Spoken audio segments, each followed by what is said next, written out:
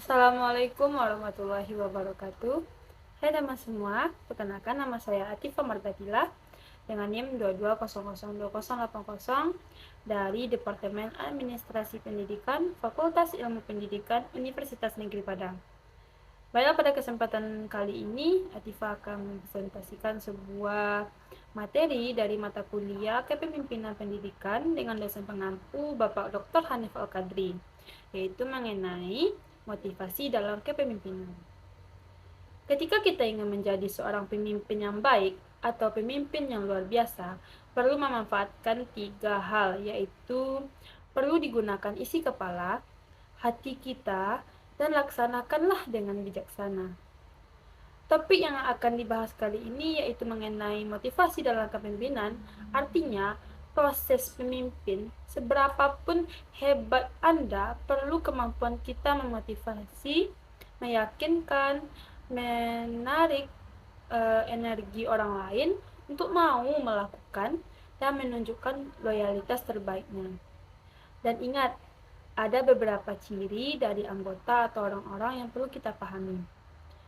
Kalau ingin melihat orang termotivasi atau tidak dengan kepemimpinan kita, antara lain yaitu yang pertama, mampu bekerja dengan senang hati atau antusiasmenya sangat tinggi, bekerja dengan target yang jelas, mampu bersikap positif terhadap semua tantangan yang timbul, berinisiatif dan menawarkan ide-ide cemerlang. Orang yang termotivasi cenderung mereka mau menunjukkan loyalitasnya, mau bekerja ekstra meskipun tanpa dibayar. Kemudian, apalagi mampu membela organisasi secara sukarela, kapan atau dimanapun.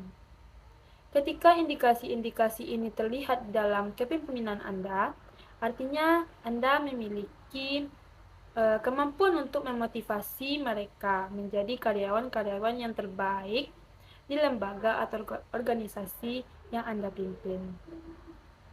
Prinsip dasar memotivasi siapapun sebenarnya harus dipahami bahwa setiap orang akan bisa termotivasi dari 2 hal, yaitu dari dalam, yaitu diri sendiri, dan dari luar, yaitu orang lain yang ada di lingkungannya. Dan salah satunya adalah dari pemimpin di tempat dia bekerja. Para pemimpin pada prinsipnya juga bisa menciptakan lingkungan yang pada akhirnya bisa memberikan motivasi-motivasi yang luar biasa bagi orang-orang yang bekerja di lembaga tersebut. Nah, beberapa motivasi seperti yang telah dijelaskan oleh Abraham Maslow yang berpendapat bahwa motivasi dapat membuat orang mau melakukan segala sesuatu untuk mendapatkan sesuatu yang diinginkan atau menghindari hukuman. Hal ini menjadi efektif jika orang dalam keadaan membutuhkan atau memang orang tersebut menjadi takut. Teori motivasi yang lain yang banyak seperti apa yang dijelaskan oleh Frederick, misalnya di mana katanya adalah kaitannya dengan motivasi higienis yang merupakan kebutuhan dasar dalam bekerja yang bila tidak dipenuhi bisa menimbulkan kekecewaan bagi siapapun. Misalnya gaji, fasilitas, bonus, cuti, jam kerja, apalagi jaminan pekerjaan, suasana kantor, dan sebagainya.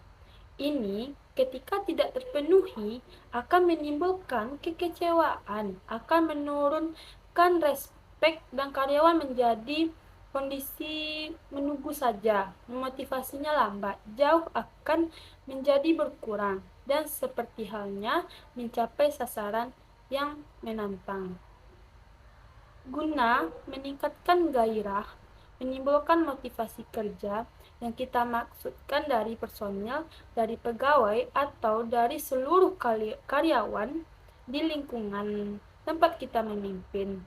Ada beberapa hal yang harus bisa kita lakukan sebagai seorang pemimpin. Yang pertama, yaitu fungsi direktif. Artinya, di mana pemimpin secara terus-menerus menjelaskan kepada bawahan dalam kaitannya dengan tujuan yang ingin dicapai, rencana tugas yang dikerjakan, serta berbagai hal yang memang perlu untuk diingatkan kepada mereka. Pemimpin melalui konteks direktif ini juga bisa kita lakukan. Misalnya, kita mampu menganalisis, mengidentifikasi perkembangan yang terjadi di masa yang akan datang dalam rencana strategi yang harusnya dibuat sejak dini, dilaksanakan bersama karyawan, serta disignifikasi dilaksanakan dimanapun berada. Yang kedua yaitu supportive leader. Sebagai pemimpin harus mampu menunjukkan sikap peduli kepada karyawan melalui berbagai macam cara. Misalnya, pemimpin mau bersikap adil jika tidak membeda-bedakan setiap orang, hanya faktor kedekatan emosional. Dan yang kedua, guna membangun hubungan sinergi dengan bawahan, artinya kita harus mampu melaksanakan kompisit secara terjadwal, guna mengetahui secara detail perilaku organisasi atau orang-orang yang terlibat dalam organisasi, tentang keberadaan mereka, keberadaan keluarga mereka. Ini adalah personal approach. Yang ketiga, participative leader. Artinya sebagai pemimpin bisa berkonsultasi dengan para karyawan dan menghadapi berbagai macam saran, kritik, masukan yang mereka sampaikan sebelum mengeluarkan sebuah kebijakan. Artinya, perlu menunjukkan partisipatif leader membawa mereka dalam konteks konsultasi sehingga setiap orang yang ada di situ merasa dihitung, merasa dihargai, merasa diberikan makna dan arti. Yang keempat, achievement oriented leader. Artinya, pemimpin dalam konteks harus mampu menyiapkan berbagai macam target, rencana yang ingin dicapai, kemudian mendorong bawahan untuk mau terlibat dan bertindak dengan performa kerja yang tinggi. Artinya, pemimpin harus mampu menilai berbagai macam produk yang dihasilkan, termasuk laporan kegiatan atau program yang dibuat dalam setiap divisi oleh anggota. Untuk selanjutnya, pemimpin harus memberikan koreksi-koreksi, masukan, dan arahan. Guna pengembangan kinerja mereka, jadi dalam tahap ini, pemimpin berpartisipasi dalam konteks yang lebih luas, sehingga pemimpin seakan-akan berada di tengah-tengah mereka, memberikan pandangan-pandangan, masukan-masukan, sehingga mereka termotivasi. Yang kelima yaitu diharapkan sebagai pemimpin ada satu kondisi, satu rencana di mana ketika harus memikirkan pengembangan sumber daya manusia yang sangat jelas, sangat terukur dengan menerapkan sistem penilaian kerja, melakukan kaderisasi dan pengembangan karir personil yang sesuai dengan kebijakan yang sudah dibuat sesuai dengan undang-undang ketenagakerjaan. Misalnya, dia menghargai nilai-nilai manusia, menghargai aktivitas kerja yang mereka berikan. Jadi semakin tinggi loyalitasnya, semakin seharusnya pengembangan terhadap sumber daya manusia itu kita berikan sehingga mereka termotivasi untuk melakukan menjadi karyawan yang baik.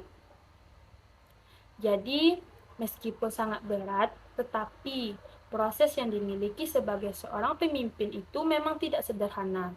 Tapi ingat, ketika ingin menjadi seorang pemimpin yang luar biasa, yang mampu memotivasi bawahan, menghasilkan karyawan atau pegawai yang memiliki tingkat performa kerja yang tinggi, yang hebat, kualitas yang luar biasa, maka manfaatkanlah isi kepala dalam proses untuk menyampaikannya melalui wadah isi kepala. Tadi manfaatkan jugalah hati dan energi yang bisa digunakan untuk melaksanakan apa yang dituangkan di kepala dan melakukan pendekatan hati mereka guna keberaniannya. Nah, teman-teman semua, Itulah yang bisa saya sampaikan pada video kali ini.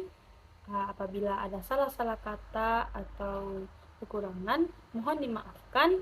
Assalamualaikum warahmatullahi wabarakatuh.